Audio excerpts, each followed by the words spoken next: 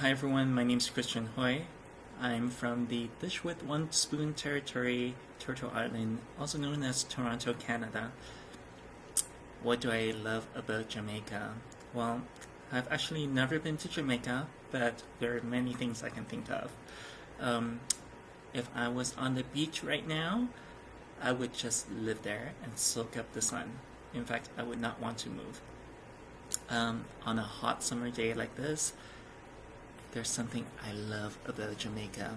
Coconut water! I'm gonna have some as well. In terms of cuisine, so many to choose from.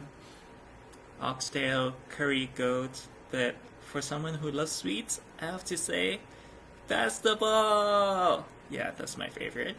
And, yeah, through my years, as an LGBTQ and HIV activist, I had an opportunity to meet some really fierce activists from Jamaica, people whom I continue to learn from today.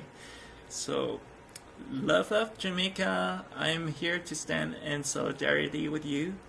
Have a wonderful Pride. Take care.